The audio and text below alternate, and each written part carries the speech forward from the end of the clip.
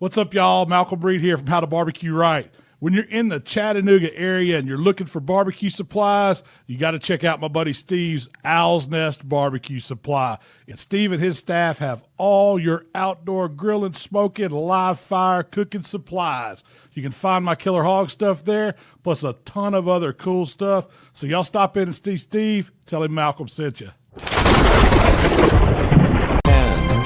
9, 8, 7, 6, 5, 4, 3,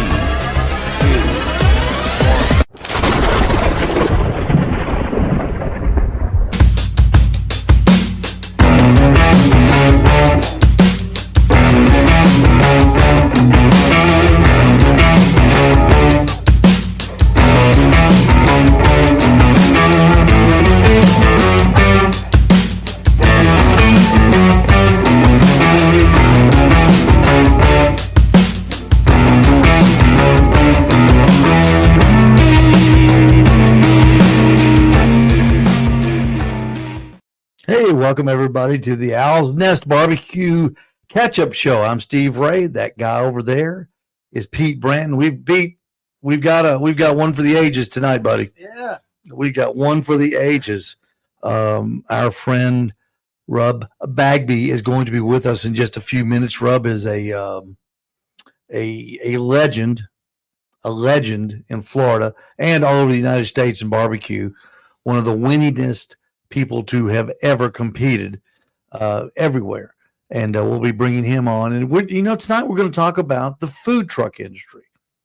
Rub is retired from his job, and he has been running his food truck full time. And we're gonna get down in the ditches, Pete. We're gonna get really down and dirty, and we're gonna dig into the food truck business. So it's barbecue business tonight here on the Owl's Nest Barbecue Catch-Up Show. I want to remind everybody to follow us on Facebook and follow us on YouTube. Our YouTube channel just keeps growing. We appreciate everybody's effort to go on there and watch and subscribe. Thank you very much. We're very humbled by that. And we hope that we are bringing you content that is helpful, useful, and entertaining as well.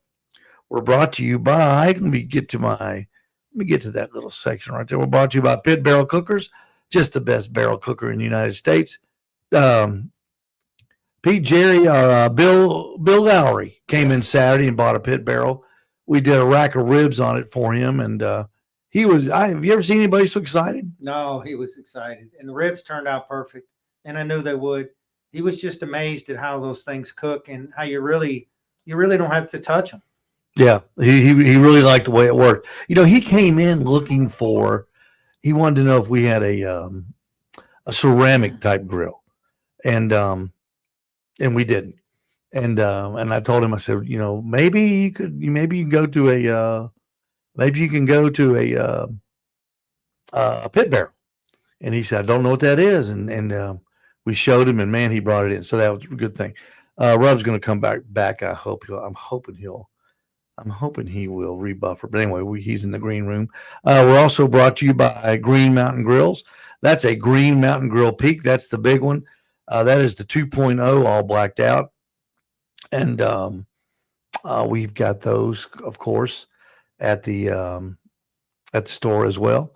We're also brought to you by Blackstone Grill. Pete, there's the tailgater. There it is. We've got those in stock now. We're the newest Blackstone Grill dealer in the United States here, and you can see those at Owl's Nest Barbecue Supply as well.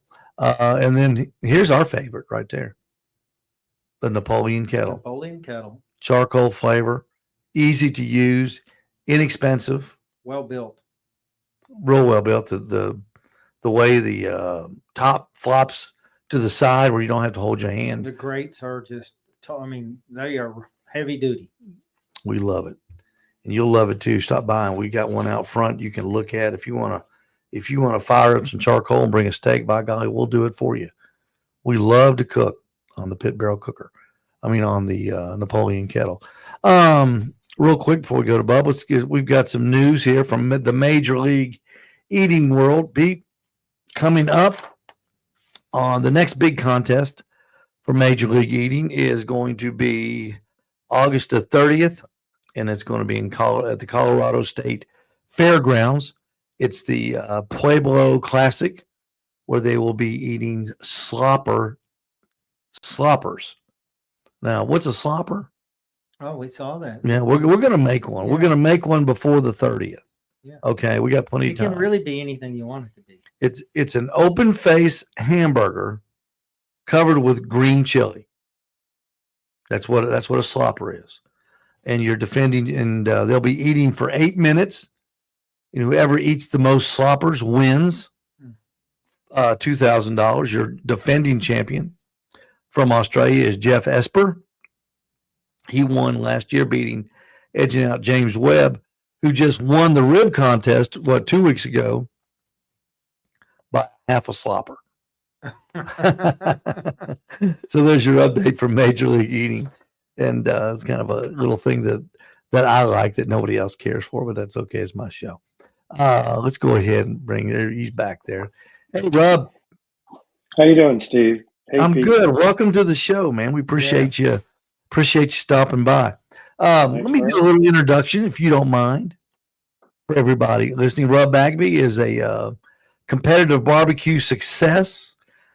His Swamp Boys barbecue team, having won 64 professional barbecue grand championships, 52 reserve grand championships since 2004. Rub was named the Florida Barbecue Association Team of the Year in 2008, 2009, and 2017.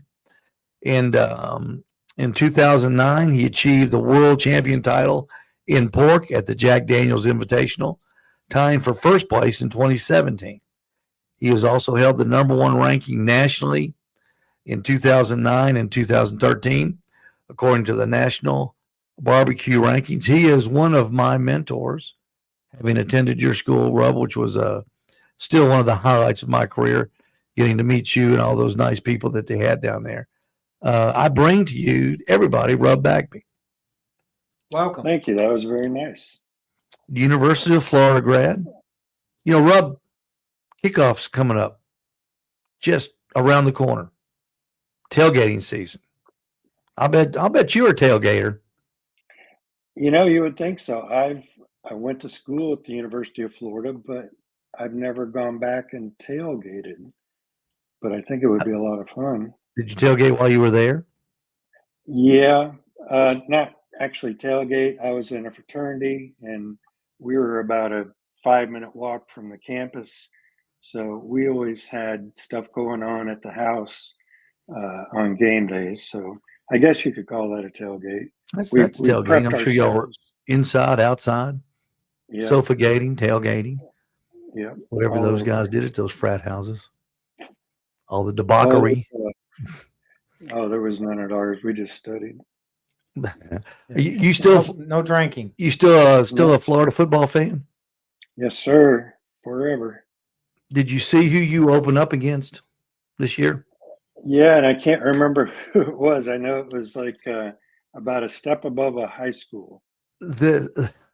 I've never heard of this school until I did my research. Either. Long Island University Yeah. in yeah, Brooklyn. That's it.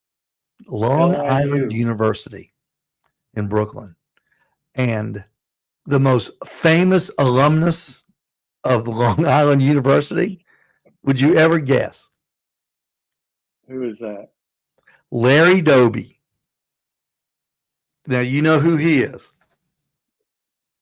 Yeah, I only know one Dobie, and he had to do with Jack's Old South.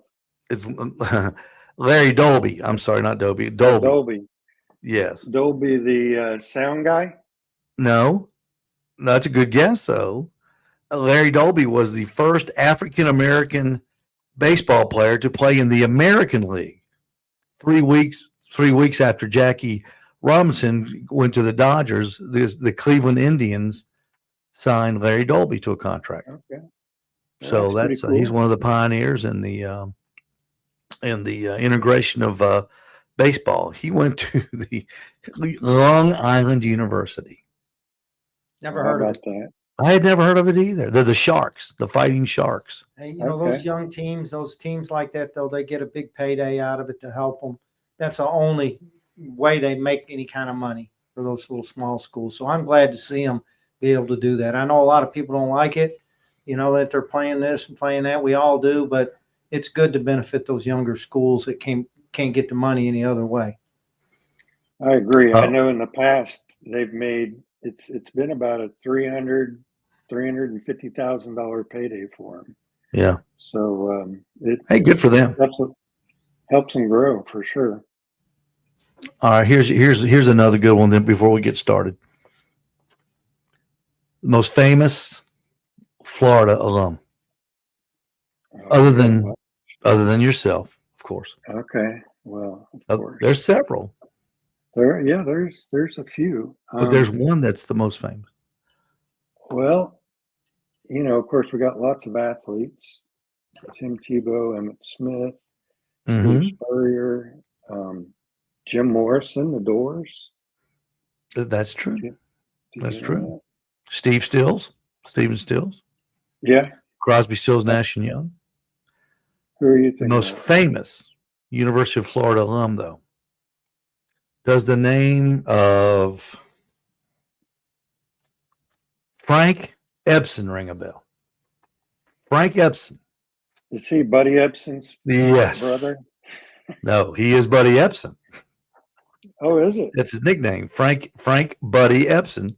Now you may now, Pete. Do you know who Buddy Ebsen is also known as? Who is also known as? Yeah, his AKA.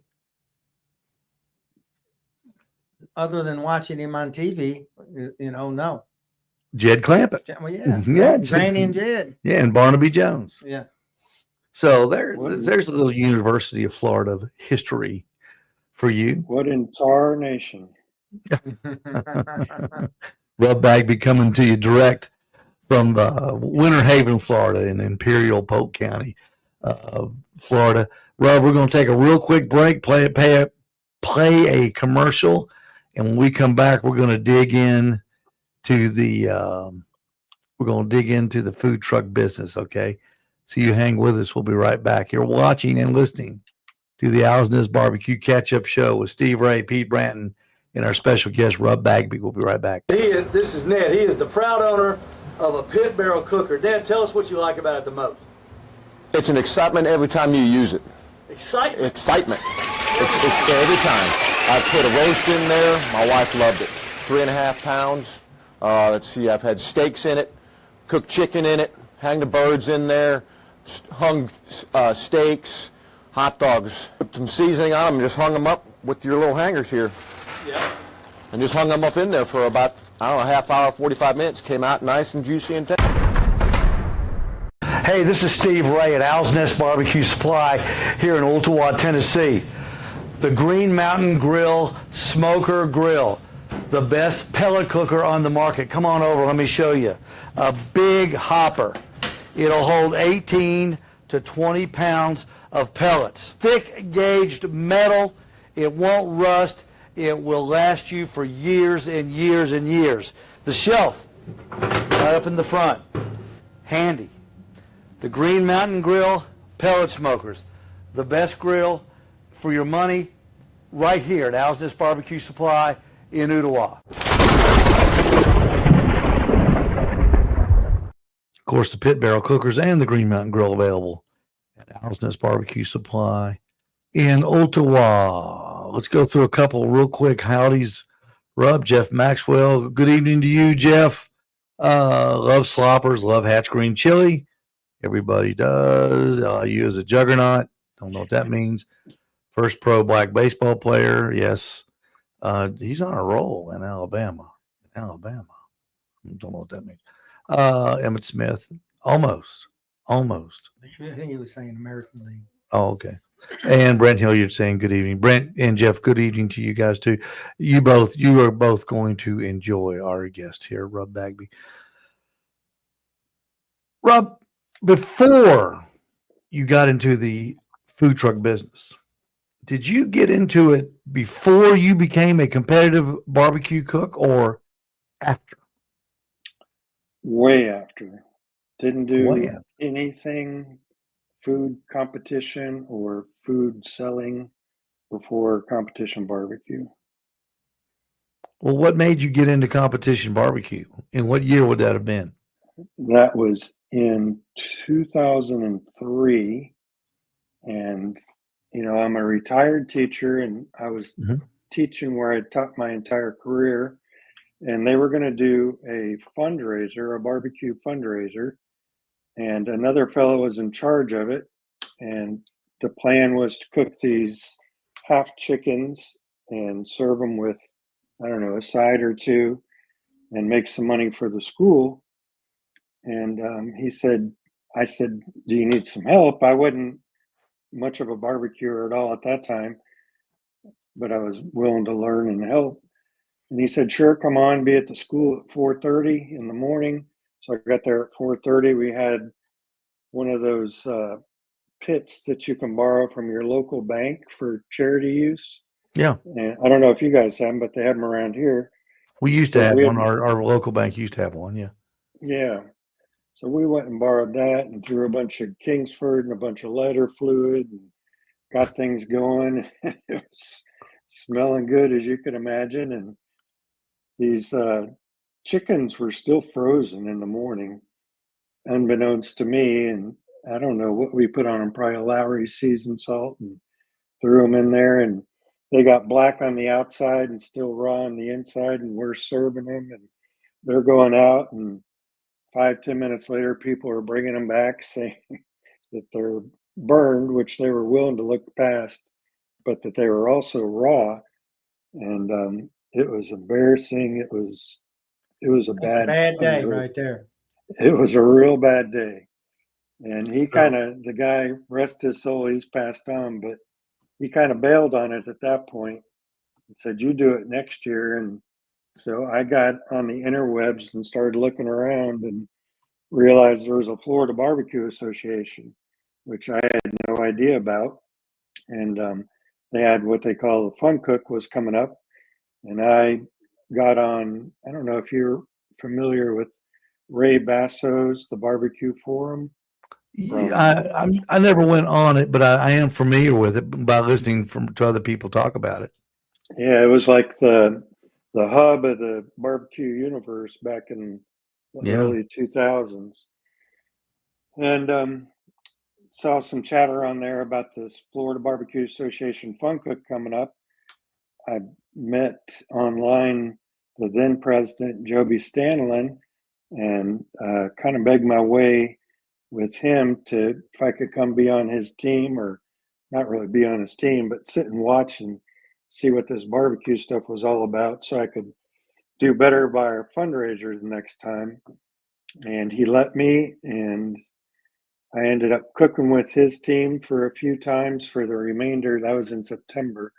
Cooked with his team through December, and had a blast, learned a lot, and also decided I wanted to try a few things on my own. Started my own team at the Lakeland Pig Fest in January of 2004, and I won the backyard division there. And it went Uh-oh. downhill from there. The Money worst thing going that out can the happen to you window. your first competition, you win it, or you place high.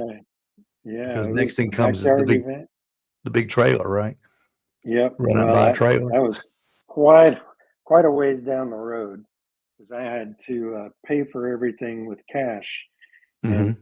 don't make a lot of cash.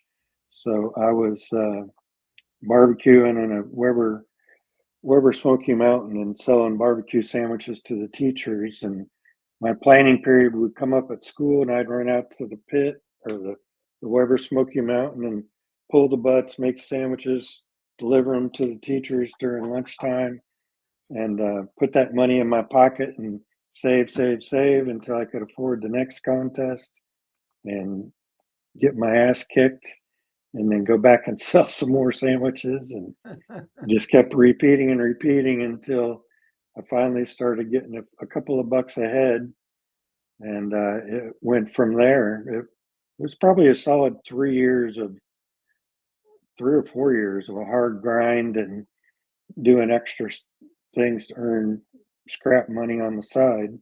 Because my wife, is in charge of the bills and the money, and she allowed me a $100 allowance per month for barbecue. So whatever I could generate with that $100 is what grew Swamp Boys, and it was just a lot So of hard work.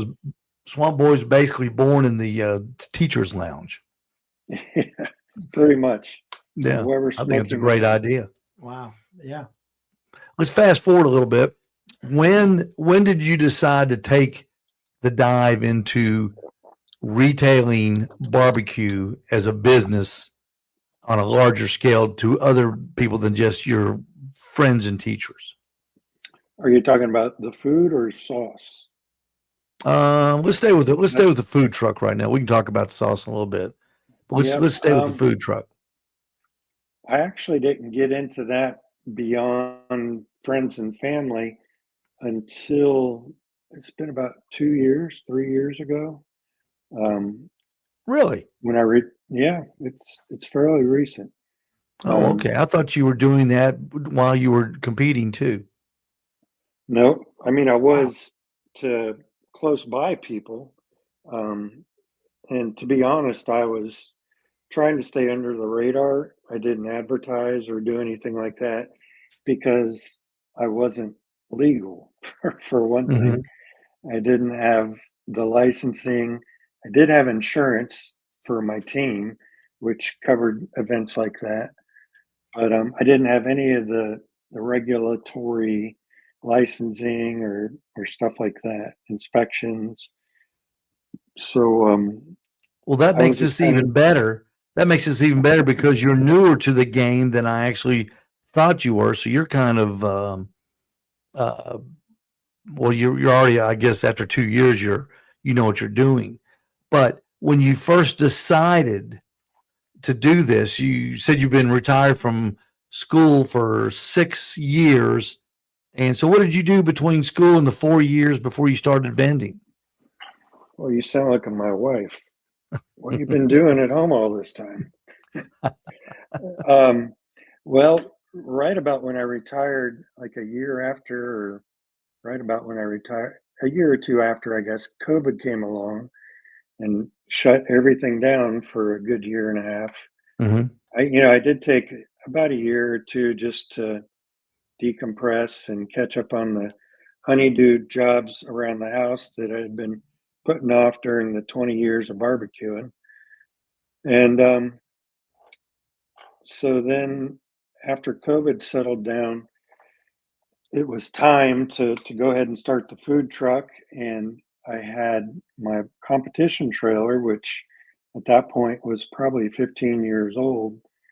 And I started transforming that from a competition barbecue trailer to a self-contained kitchen. And that was a lot of work, especially if you don't know what you're doing, which was me. I went on YouTube a bunch. I asked friends a lot of questions. I made a lot of mistakes, but I finally got it right and got all my paperwork in for the state of Florida and the Department of Health and the Department of Restaurants and whatever else it's called, and went through all that mess and got everything certified. Got myself uh, food trainer certified. Um, the big laundry list of Yeah. requirements. Yeah. And So did you retire from competition barbecue when you retired from teaching, or did it overlap a little bit? there was an overlap. The idea was to retire from teaching, and I got my 30 years in. I didn't retire early, but I Mhm. got my 30 years in, and I thought, all right, well, all these years I've been racing from after work Friday to the contest in Georgia or Alabama or Florida or wherever, and getting at the contest at 11 o'clock at night, 12 o'clock at night, trying to compete and sometimes doing well, sometimes not. And, but I was still doing pretty good overall. And so my thinking was, well, geez, if I have all this time to prepare and I can prepare leisurely and I can get there Friday morning or Thursday night. I'm going to be even better. And so I Makes was sense. doing that. And yeah, it does make sense. And it for sure would have been more enjoyable. But I don't know what happened, but my score started falling off. And the only thing I can think of is I was thriving under the time constraints that I had. And Hmm. when I had almost unlimited time, I just Overthinking didn't do everything. as well. Yeah, probably. Overthinking it. Wow. So my score started coming down, and that kind of hurt my feelings. I'm used to doing well, and Yeah. it's no fun when you're not doing well. And bigger than that, like I was alluding to earlier, it had to pay for itself. No money could come out of the house fund. Hmm. So if you're not winning money, it's really hard to enter the next contest.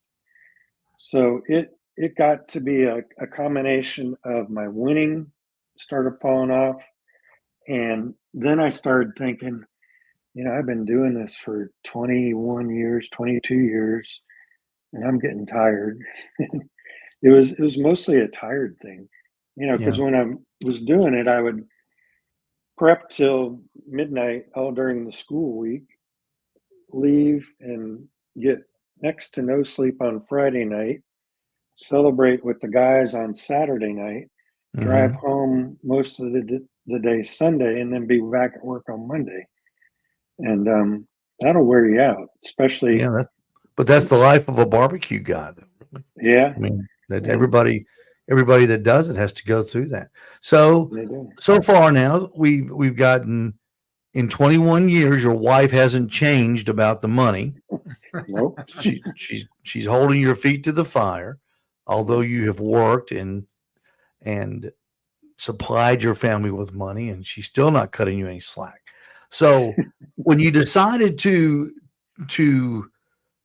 change sort of careers, I guess, from competitor to barbecue seller, was Mhm. part of that vanity, meaning not in a bad way. I'm talking about vanity in, I wonder that I've been cooking for all these judges so many years. Can I cook for the ultimate judge, which is a consumer on a consistent basis, and make money doing it? Yeah, that definitely played a part in it. Um, and you cook and you do barbecue, and so you get the feeling as well when somebody comes to your store and they have whatever you're offering that day, and they go, "Oh my God, this is so good." I wish I could do that. That your rib was the best I've ever had. Your brisket was amazing.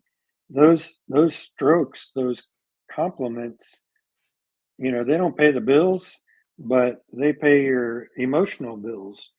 And Well, they they it kind of do pay the bills, Rub, because they'll come back if yeah, the yeah, food's good. If the true. food's good. I mean, I don't think they're gonna. I don't think they'll tell you that the food's good and then throw it in the trash can on the way out. So I'll never be back. See that guy. Well, a lot of people do that because it's free food. I've learned that one too. Not Yeah. firsthand, but I've seen it happen. But yeah, people want to Um, be polite. when you started, I'm because what I'm trying to do, I'm trying to build a frame for. We've got. Let's see. I know we've got two customers of the store that are starting up food services, and I'm talking about Rondell and David, and we've got a couple more. Steve Davidson, Randy Callahan. They've been selling for a while. They sell at their church functions and things like that, and of course Pete and we sell. I sell at the store during lunchtime, but we do events, and David and I have done events too, where we've sold have a big bulk sale, pounds of brisket or pounds of pork. Um, when you decided to do this, did you consider your menu first, or was it the getting the licenses and the permitting done first? Um, I I think probably in the back of my mind, I knew I was going to cook primarily brisket, pork, and ribs. Mm-hmm. Chicken is just such a pain. I love eating chicken and stuff like that, but it's a pain. I wanted to do a few things really well, as opposed to doing a bunch of stuff and maybe not hitting the mark on it all the time. I'm going to And show a real quick picture there of your setup, Rub. You got it's a big trailer, got a serving window in it, obviously, and a fold up door. Down there on the left, you've got, it looks like a rack of ribs, and then on the right hand side, looks like, is that pulled pork? That's a brisket sandwich. Was that a brisket? Okay. Those are our sides. Yeah. So was that macaroni, potato salad, and beans? Beans, coleslaw, and mac and cheese. Okay.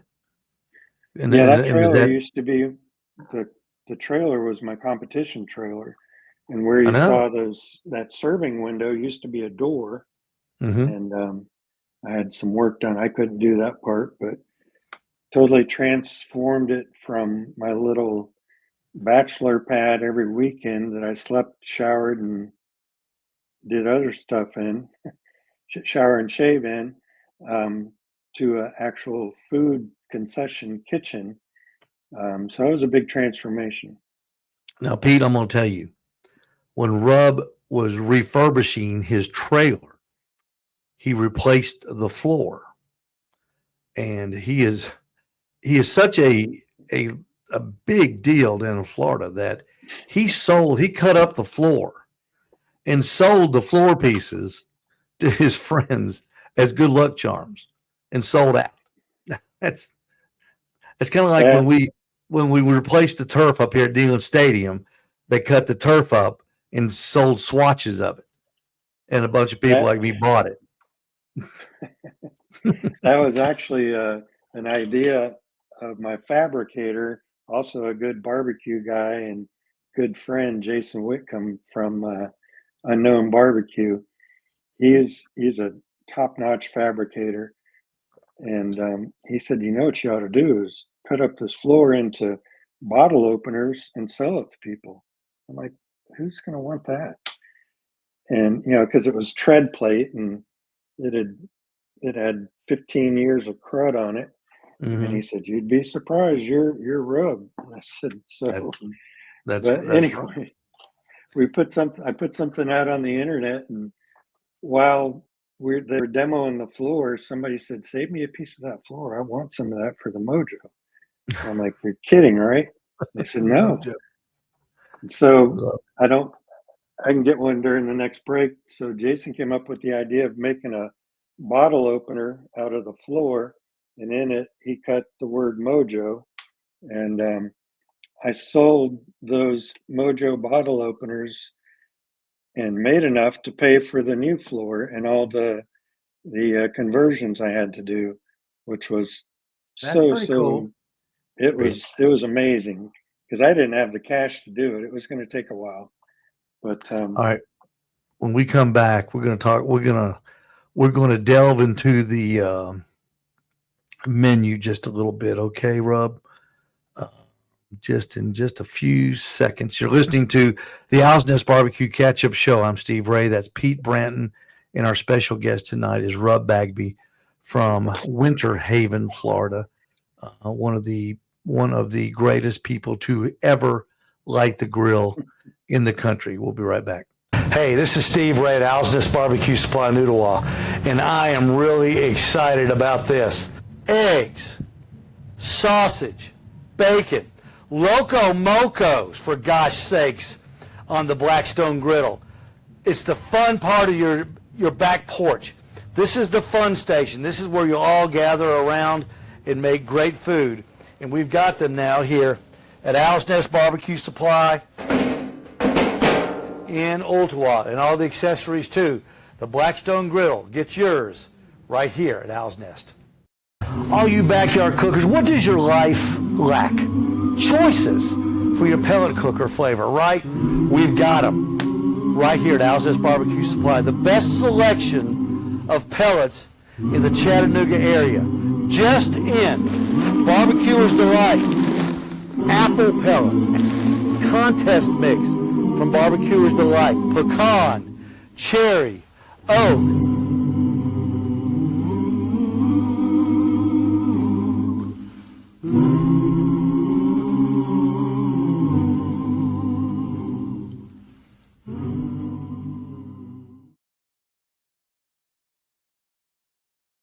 Almost makes you want to cry, doesn't it, Rub?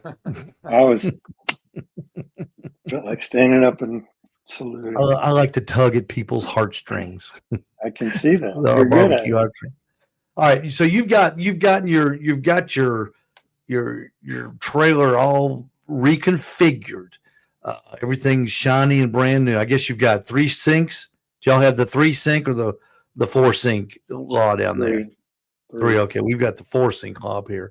You got your serving window. Have you decided at this point how you're going to accept payment? Because that's something that a lot of people overlook, but I'm telling you, it's probably the most important thing, obviously, to get the money, but to get the money in a efficient fashion. Yes, very good point. And in the beginning, I was doing for my online store, I have a PayPal. And I thought, PayPal had sent me chip readers and stuff in the past. And I thought, all right, well, we'll just do this. It'll be easy. It's just going to be my wife and myself. We're not hiring any outside people, so we can handle this. And that lasted about a time or so, and it just was too slow, too awkward, not dependable. There's a laundry list of problems with it. So, if you know me, I'm a penny pincher, have to be. So I have a buddy who is in the food truck business, and he wanted to upgrade his point of sale system, and he was going to sell his Square, which is the company I use. And he basically gave me a full system at about half the price of new, which was really nice. And it's been working great ever since. We had one time when it was a bad electrical storm on a 4th of July event, and the whole system went down, and there was no bringing it back up. And we struggled through a bunch on that one. But fortunately, a lot of people were paying cash, so it wasn't horrible. But yeah, I got the. Now, is your POS system, is that, do you have do you just take it with the little square, or do you have like a console? We have a standalone register, I guess they call it. It looks like an iPad on a stand. Yeah. That has everything we need to input the orders. It sends receipts. I have printers, but I don't use them. Nobody wants a paper receipt for the most part. We have a cash drawer, but it's not hooked up to the system. It's just to keep things tidy. And we have a small user interface where they can tap their card, swipe their card, whatever. They can add a tip if they choose to, sign their name, and be done. When you first started, I don't know, did your wife start with you? Yeah. Okay. So, and the reason I asked that, I see a lot of times operators are trying to prepare, get the food together, fill an order, and then actually receive the payment themselves. And, I've always, having been in the retail business for 42 years now, the dirtiest place in your store is the cash register. I mean, money is filthy. And when you take off a pair of gloves, or when you take money with your gloves on, for safety's sake, you got to take those gloves off and change them between every transaction. Yeah. And I know some do, some don't. But that to me is would be such a hindrance to doing business. Yeah, So I guess so your wife fixed that problem, although she won't let you have any of the money. right. Yeah, that's a big issue, and it slows you down. It's obviously a safety issue, a health safety. Yeah. Now I got to tell you, all but one place we go to, I would say 90 to 95% of the people pay with a credit card. Hmm. So there's very little touching money. But when it does happen, she does the money. She makes the change. Yeah.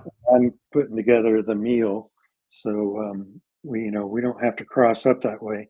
And I don't know about other people's food trucks, but down here in Florida, especially right now, it's 103, 105 degrees inside the food truck.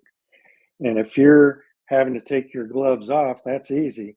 But if you try to put a pair of gloves on With wet with hands. any kind of moisture, you're going to have the fingers out to here, Yeah. and it's terrible. Yeah. So yeah, I've I seen. think I think that's an important part of the food truck business that a new person overlooks. Yeah, See, the way I do mine at my store, I've got a place where the people come. I don't have to drive around. So, and I have one of the ladies that work with me. They watch the gas pumps and they take the money for the food, so I don't have to handle it at all. And because I just don't like handling, I don't like handling money with gloves on anyway. And right. it just works a lot better. And I always suggest to people that it's a two-person operation at the least. Would you agree with that? I would. I was thinking about going out and doing it solo during the week. Right now, we only do one day a week, and Hmm. that's by choice. Um, and I thought about, going out for lunchtimes or something, but we also go to food trucks a lot just to support them, two, to see how they're doing stuff.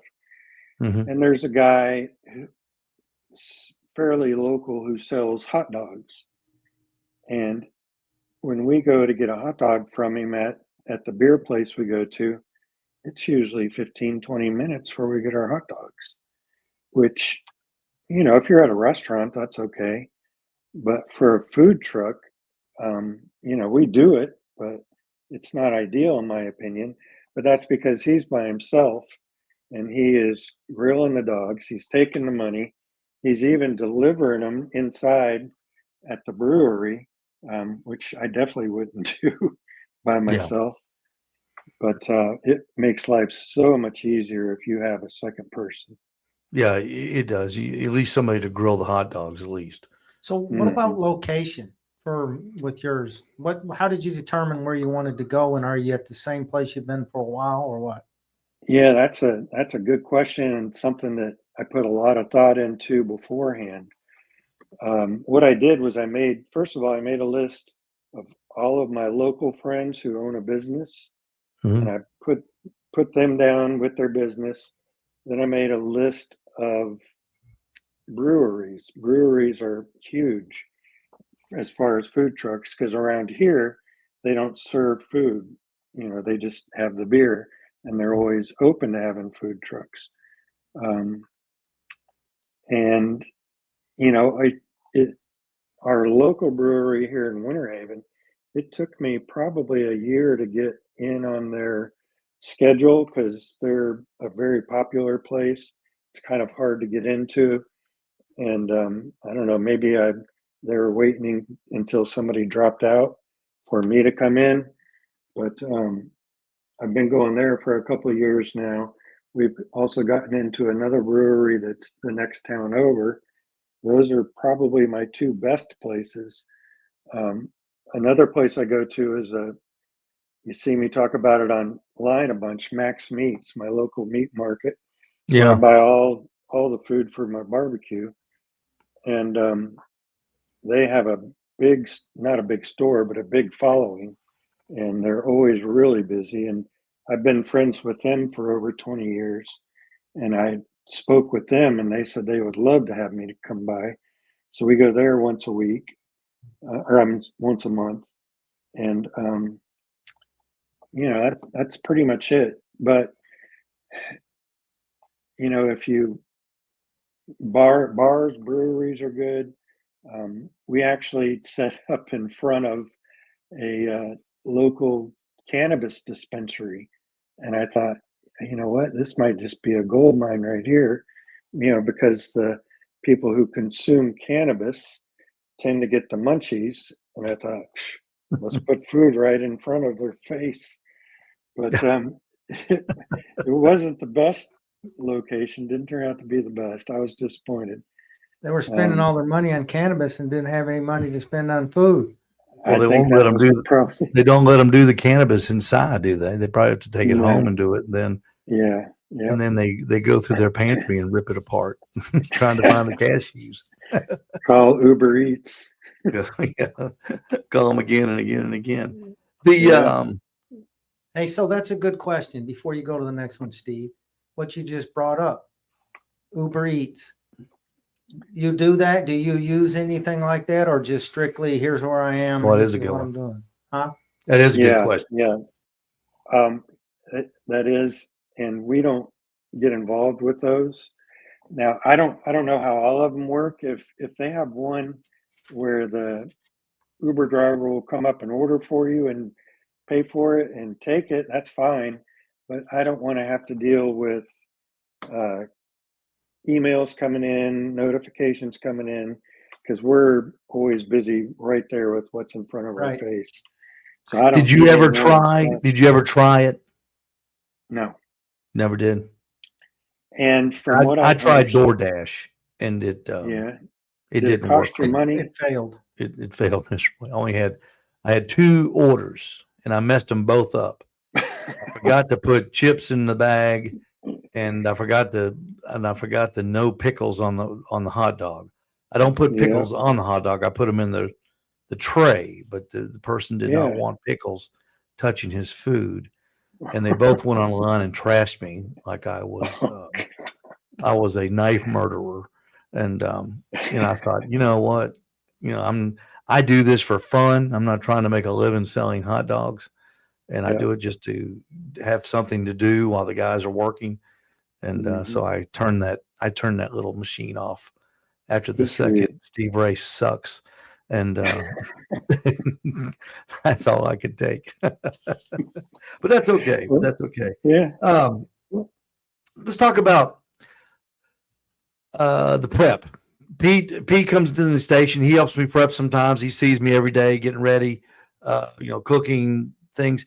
What is your schedule on the day that you're going to serve food, or the day before? Like, what are you cooking? What are you cooking on? When are you cooking it to make it so it's schedule friendly? Right. Good question. The day before, sometimes 2 days before I do the shopping, which takes a while. Then I go into the trailer and I prep all the meats. And I cook on I have an old hickory rotisserie smoker, like they use in restaurants. Yeah. And that's what I cook the meats on. On the trailer, I have 2 Traegers that I use, and we cook sides on those. And that, I cook my big meats overnight the day before, pull them off usually in the morning or before noontime. Most of our trucks start about 5 o'clock in the afternoon. Put them in the Cambro where they'll stay hot throughout the rest of the night, throughout service. Get the sides fired up during the day. We load everything into the Cambro. We also have an electric warmer proofer box. Yeah. And we have a refrigerator inside for the coleslaw, and load everything up and head out. We do something a little different. If time wasn't an issue, I would rather we didn't do it, but we pre-cup all of our side dishes. So we have 5.5-ounce serving cups, which doesn't sound like a ton, but it's actually a pretty good serving size. Yeah. And we pack all the mac, the beans, and the slaw in those and cup them up, put them in either the fridge or the warmer. So when somebody orders, all we have to do is put the sandwich together, pull out a side cup, put it in the boat, and hand it to them. So most of our orders are in and out the window in less than 90 seconds. For Do most of them. you have a microwave on board? No. No microwave. Okay. So one question that strikes me is, you've got your places that you go to, the places that you found are your better places. How do you decide how much I'm going to cook, and what do you do if you end up not having that good a day with this? Is that you go home and you got to eat it the rest of the week, or what? Exactly. Yeah, that's a good question, and that's something that I think I'll probably be learning that skill for the rest of my time doing this, because it's constantly evolving. In the Yeah. beginning, well, going back to my competition days when we had vended a contest, my mindset for how much food to bring was, how much can I afford to lose? If I spend $500 on food, can I afford, if everything goes wrong, can I afford to take a $500 hit? And that would usually be around the peak of my threshold for that. So in the beginning, I would work on that. Then as the food truck got going, we kind of started around the same threshold. And every time you go out, it surprisingly is very similar to the last time you went out, unless you've got bad weather or something like that. But we have pretty close to the same amount of food each time we go out now, for probably a year and a half now. Now, there's always a chance or two that we'll run out. And in the very beginning, I used to think it was my goal to run out of food. No, You know? it's not. Yeah. It's not. Yeah. Yeah. Because you see people, like, the hot shots in Texas. Where they invented oxygen. Yeah. Oxygen. Yeah. Franklin's Barbecue. And they sell out every day. And I thought, you know what? They sell out because they're good. And they do sell out because they're fantastic. But they also sell out, obviously, because they've run out of food. But with my case, if Grove Roots Brewery hires me to be their food truck till 9 o'clock, and I run out of food at 8 o'clock, and they have customers coming in at 8:30 who want to eat, they get very upset with myself. They get upset with Grove Roots, and there's unhappy customers. So real quickly, I had to learn not to run out of food, try to bring it as close as I can, without too much. Now, if we run out of ribs at 8:30 and we close at 9, that's okay. I'm okay with that because we still have pork and brisket, Yeah. like that. But yeah, and with a week between events, we usually end up eating and giving away some barbecue during the week. I've come up with so many different ways to use pork and brisket and Oh yeah. mac and cheese. Rub, do you ever take what's left over and freeze it so you can reuse it? I have sometimes. It depends. The ribs, definitely, I do not. They don't do well. If it's less than a gallon bag of food, we usually don't worry about freezing it. If we've been at an event and let's say it's just been lightning storms and we have a lot of food left over, we'll harvest it, vacuum pack it as soon as we get home and throw it in the deep freeze then. Yeah. And sometimes use it, sometimes save it for a barbecue event. I try to go fresh just as much as I can because it only takes, if we use freezer burn pork one week and 15 new people come out and get it, that's 15 people who I probably have lost as a customer. Yeah. in the future. So I like to always try to put out my best product every time. But on Yeah, occasion, well, we all do, we but do. but there's times when you've got if you made three pans of brisket, Hmm. and you've sold two, and you've got a brisket sitting there.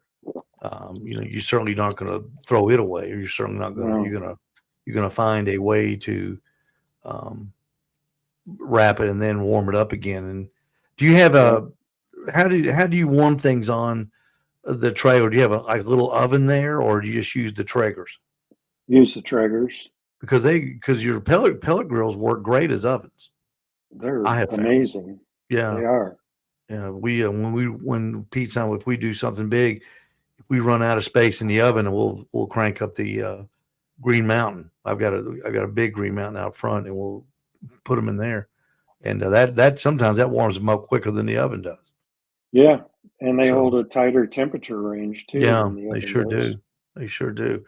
Um, Man, this is great. I'm just picking your brain. Doug Scheiding accused me one time of having great barbecue cooks on the show when I was competing, and I would pick their brains.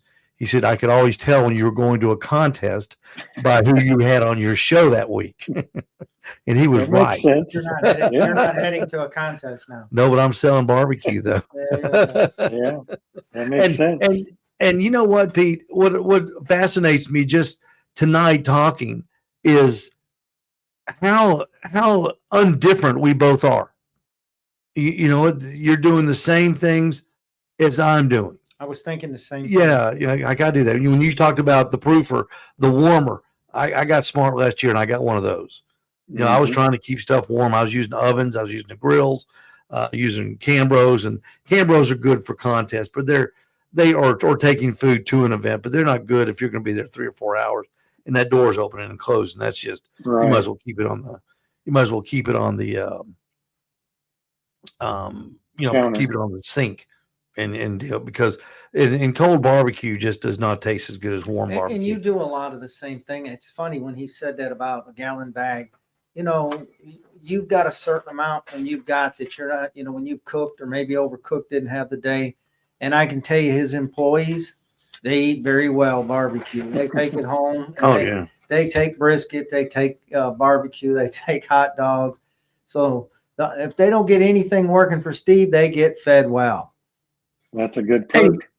Rub, when you go to an event, have you ever gone to one of these food truck parks where the attraction is food trucks? It's not a brewery. It's not a restaurant. It's just a place where a food truck can congregate. I have not. As a food truck, I don't think I ever want to go to one of those. Okay. I don't enjoy being where there's another food truck. You're unless they're a lousy food truck, you're losing half your business potentially. You got to figure they're going to probably get half. You're probably going to get half. And yeah, I'm not a fan. I understand the draw to the public. As a spectator, as a consumer, I would love to go to that and maybe try a little bit from each one. But as a seller, I'm not too into that. You know what? It's funny because this makes me think about down here at the restaurant where all the restaurants on it came to Square. Thought the same thing. He's spot on. Yeah. He's spot on. We've got a place here in town that it's great. It's a great place. I can't believe we've got it here in Ottawa, but it's a center where the business model is they've got restaurants and boutiques and things like that. But it seems like every time they build a building, it's for a restaurant.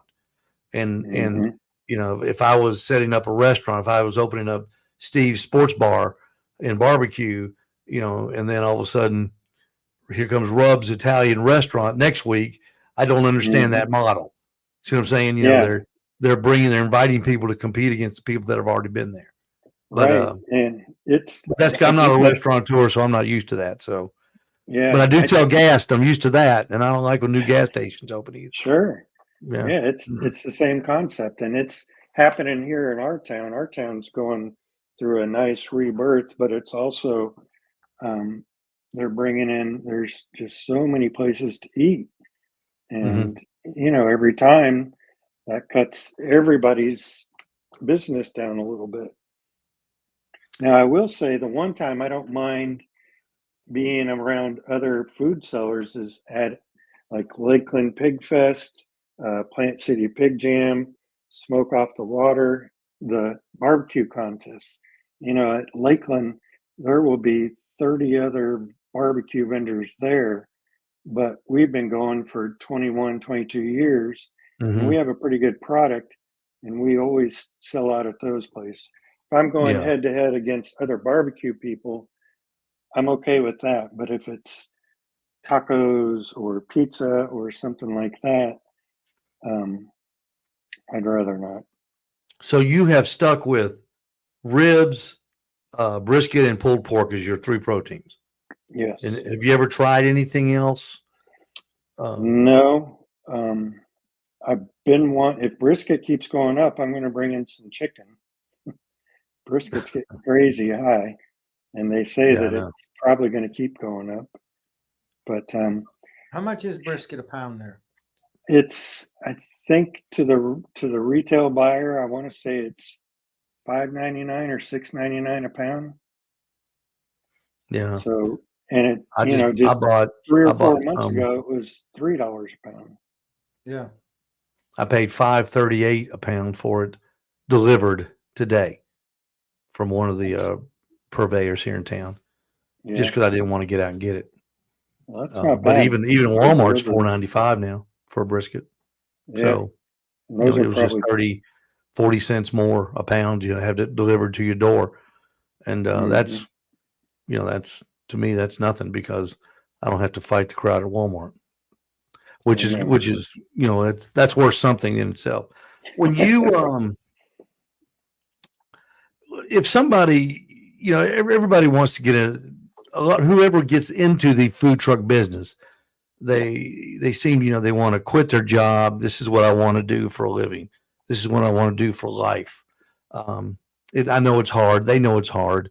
I think it's harder than opening a restaurant because lugging that trailer around, unloading it, loading it, that's a day's work in itself, much less not having to do the work in there. Do you think that a young person, much younger than us, who has got more energy, more stamina, and I'm assuming that the 3 of us have about the same.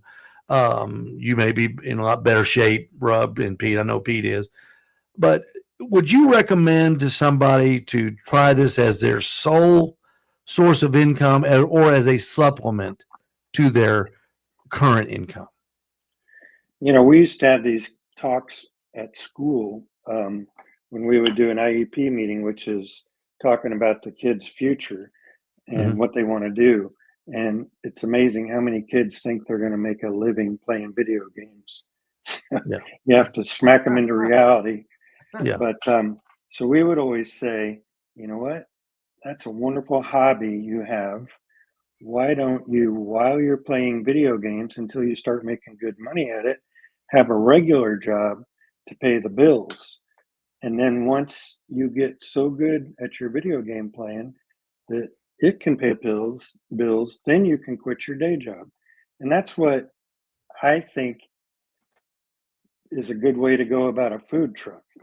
Assuming you have a job already, you're going to be working 80 hours a week plus, but bust your ass and do the food truck on the weekends or your days off, whatever that might be.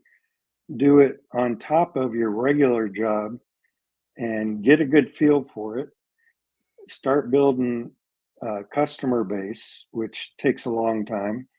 Make sure your food is as perfect as you can get it, and do that until you make so much money at that it doesn't make sense to stay at your regular job.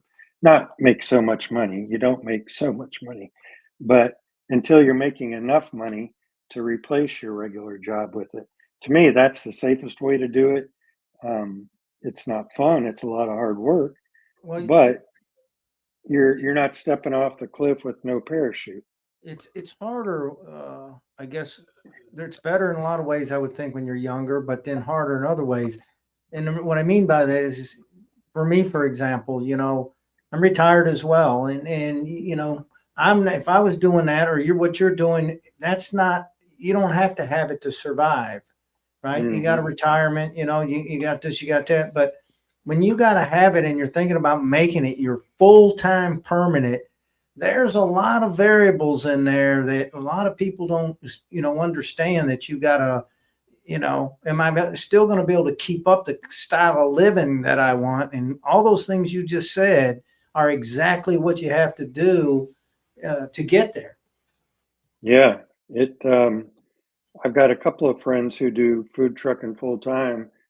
There's no way I could do that. That, especially with barbecue, that's a lot of physical work, a lot of heat, and it's a lot of risk. Do they make you have a home commissary, Rub? My in Florida? trailer it's self-contained. You Okay. can't, if my trailer was not built and considered self-contained, I would have to pay some business, some restaurant or something, to share their kitchen. You see, But here my you have to have a home base, a commissary. You can't And make your trailer self-contained where it no, passes inspection. no, you had to have another place. That's lousy. Because see, my Yeah. trailer has everything that restaurant kitchen has, just on a Yeah. much smaller size. Well, my little kitchen at the store does too. Of course, I'm my own commissary, but with my Right. food truck, I've got a food truck too. I don't use it very much, but it's and here in Tennessee, it's weird. If you have I'm going to call myself a restaurant, even though I'm not a restaurant, but if you have a restaurant in a gas station, the state of Tennessee regulates you through the Department of Agriculture. If you have a trailer or a food truck, you are regulated by Hamilton County, the county in which we live. Health department. Yeah, the health department. So there's two different licensing agencies, which is kind of strange. I've got two people that come and inspect me every year. One inspects the trailer, and one inspects the restaurant, which is no big deal. It Right. just seems like they could consolidate it. But I'm not here to talk about I'm not here to talk about politics. Where do you get your food containers? Your clamshells and all that stuff. Yeah, I get most everything from Sam's Club. Yeah. I know it's probably not the cheapest, but it's 25 minutes away, and they have coleslaw that I like, the pre-shredded stuff. We add our own dressing to it, but so there's some supplies over there that I get. You ever order anything from Amazon? Any I containers, have. paper Yeah, goods? I have. Yeah. Yeah. And also Restaurant Depot. I don't know if you guys have those. No, we don't. They've got them in Atlanta. Okay. We've got Gordon Foods and Sam's, Chattanooga Restaurant Supply, Costco. and Costco. Yeah. But Yeah. I just get most of mine from Amazon because they've got everything you need. Yeah. And they And just it's drop it usually off. really quick. Yeah, they just drop it right off at the front door. When Mhm. what's your most profitable item? That's a good question. Now, do you mean that I make the most profit per unit, or that we sell the most of? Well, it would be Because what do you sell the most of that you make the most money on? pulled pork sandwiches? Yep.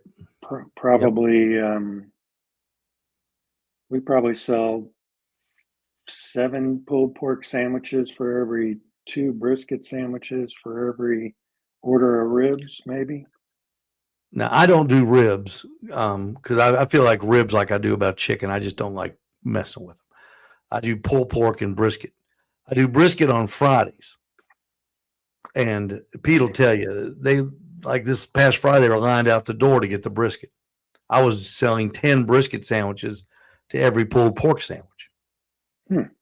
But up here, the brisket's just not that big. It's not that common. Pulled pork is, kind of what everybody considers. There's pulled pork on Barbecue every here. corner. Yeah. But there's not brisket on every corner. Yeah.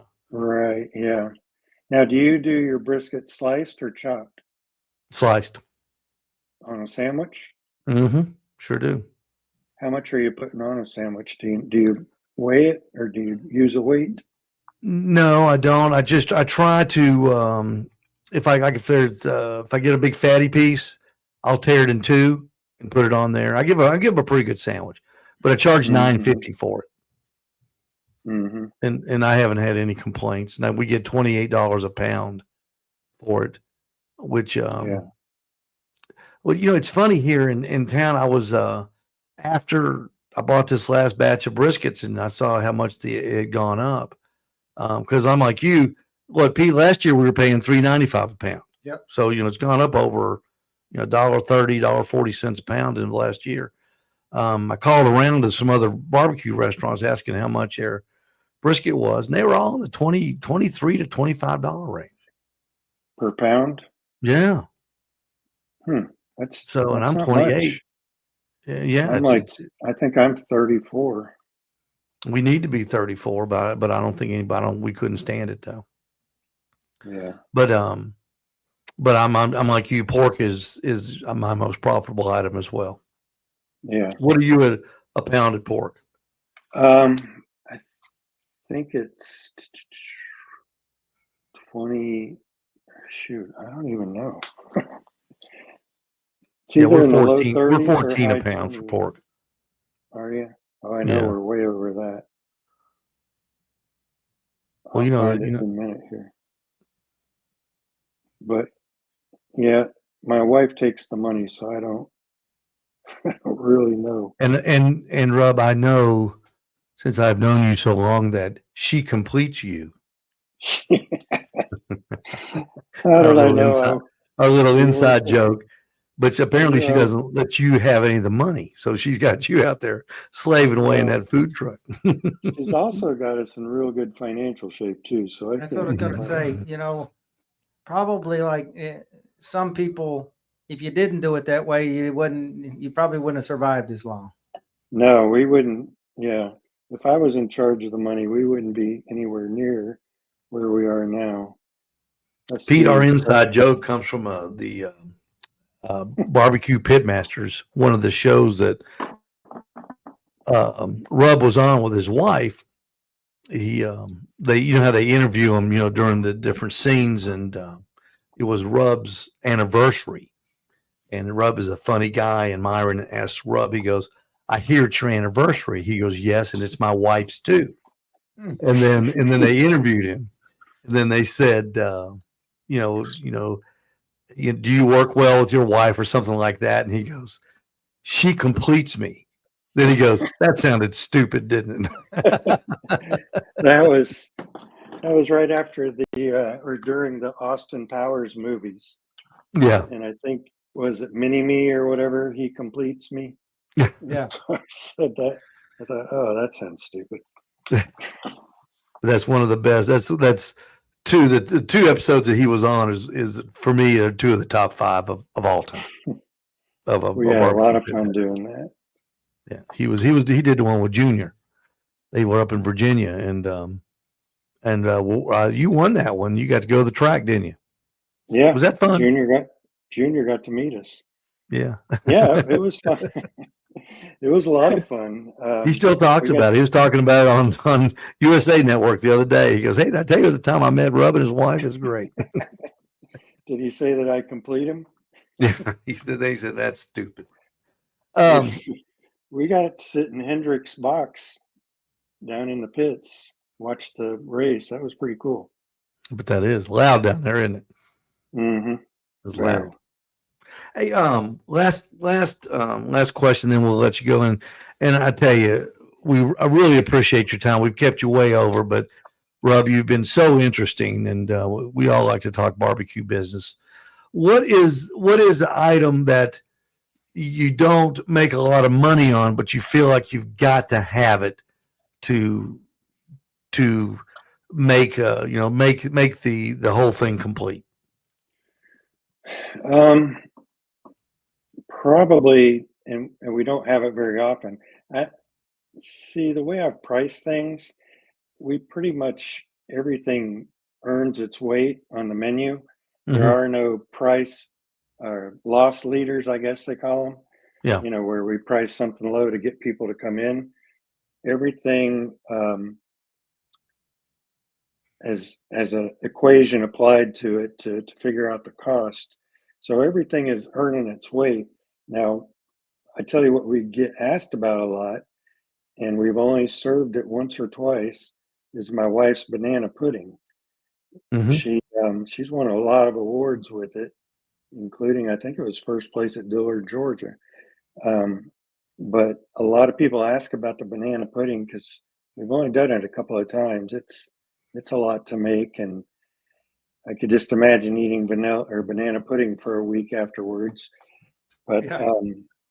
that, you know, we probably price that lower than what it takes to make it, you know, considering everything. Mhm. But I think it would be great if we could get it on the menu every week, but I don't, it's probably not realistic. And then, Yeah. you know, people don't look forward to it, and it's not as special, but I don't know. When You know, you I think we didn't have brisket. how many briskets do you do at a time when you go out? Usually, probably not as many as you would think. Maybe 3 20-pounders, Mhm. you know, which yields about almost 30 pounds of meat. Right. Yeah. Yeah, people don't realize how much little return you get off of a brisket after you trim it. Do you, when you take it off the pit, do you slice it and then put it in a container, or do you slice it at the event or at the sale? We, what I don't sell it by the slice or sliced, I sell it chopped. Okay, so you Um, chop all yours. I do. Okay. You know, it's so hard to keep it moist. I don't inject my briskets Mhm. like I did for competitions, and even those are hard to keep moist. But there's people around here love the taste of brisket more than they love sliced brisket. So Okay. they'd rather have chopped brisket than no brisket. They're okay if they don't get it sliced. And you Mhm. know, once I explained to them that, well, this point part from the flat is kind of, it's not nearly as moist as this part from the point, but if we put them both together, chopped up, and you get some of each, it Yeah. makes an amazing bite. And also, you know, I was asking you about what you put on your sandwich. I've noticed if I put slices on a sandwich, it just doesn't look as thick and meaty as if I chop it up.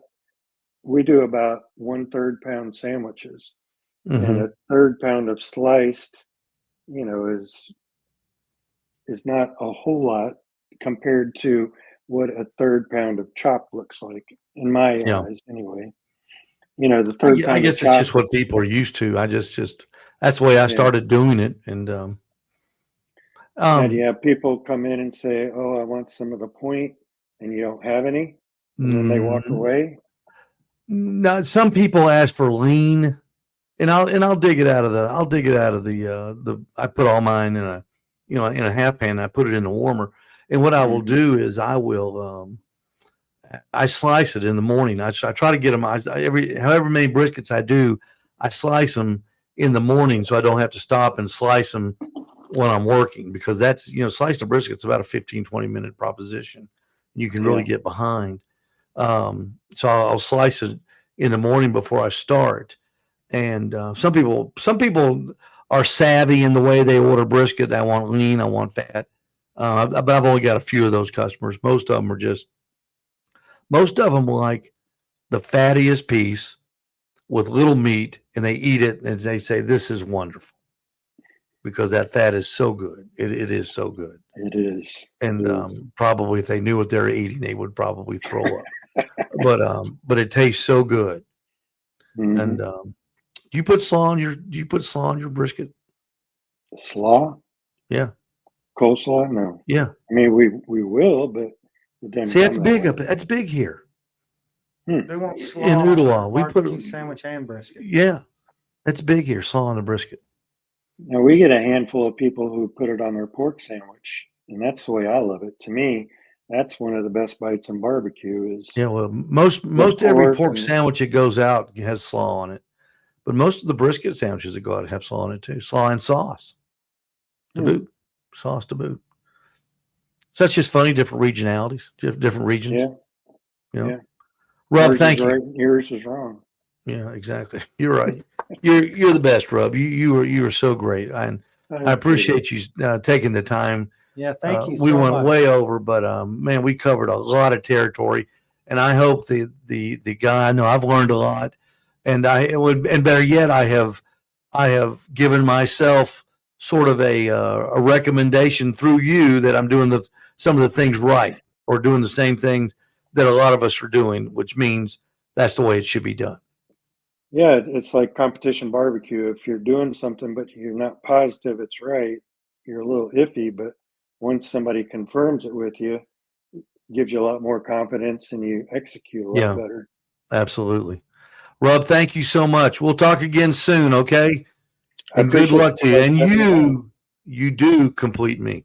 I appreciate you. And stay away from that Thank meat. you. Don't serve meatloaf. I'll tell you that. You're, Don't serve- Pete, it's so thanks, funny. Steve. Pete lives behind me here in the neighborhood, and he brought tonight. He brings me this.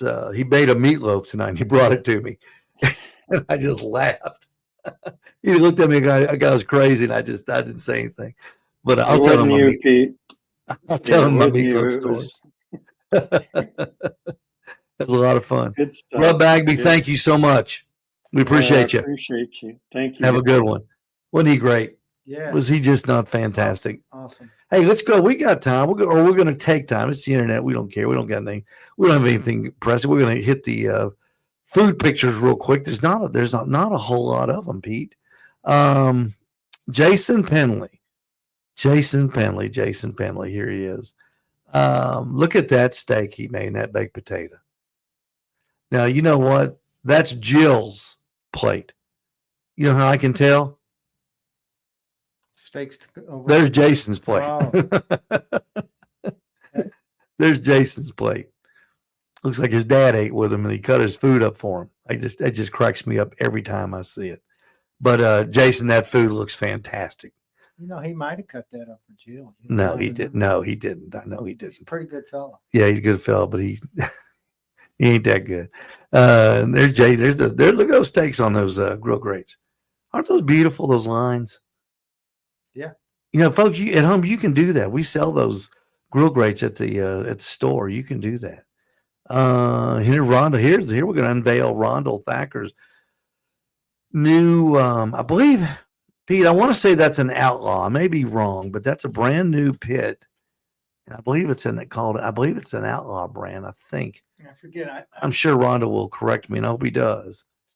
But that is. Look at those counterweights on those doors. That is one beautiful smoker, Rondell. Look at that smokestack. It's got a smoke collector on it. And that stack, look at that, Pete. You unscrew it there in the middle and it comes down. You can fold it down. And that thing's brand new now. I mean, Yeah. brand spanking new. That's how it's built. Oh, yeah. And I was actually looking because he put out there the guy that did this, that made it. It's TMG Pits is where he got it. Oh, okay. TMG Pits. So it's not an Outlaw. It's a TMG. No, Okay. It's a TMG 250. Okay. Oh, Rondell, I know you're proud of that, and you should be. That is beautiful. I wish he would pull it over to the shop one Saturday early and let's cook something on it, like chicken wings. I believe Hundreds and hundreds of chicken wings. But congratulations, Rondell. That's good. Pete, we're going to get out of here. Thank you so much for being with me, Pete. I appreciate it. And again, Rub Bagby, you were fantastic as always, and I appreciate you joining us. And we will get him on again because Rub is just a fantastic guest. Come and see us at Owl's Nest Barbecue Supply in Ooltewah, open every day until 5 o'clock, 3 o'clock on Saturdays, closed on Sundays. And don't forget, it's tailgating time, everyone. For all your tailgating needs, stop by the store. We've got what you need. And don't forget, or we haven't even announced this yet, but Pete and I will be doing chicken wings for the kickoff on August the 30th. Tennessee plays at noon against Syracuse in Atlanta. So we will be making a big batch of chicken wings that day. You can reserve yours, and we'll let you know how to do that on Facebook. Just follow us there. And until then, we'll see you at the store. This is Steve Ray for Pete Branton saying cook out loud.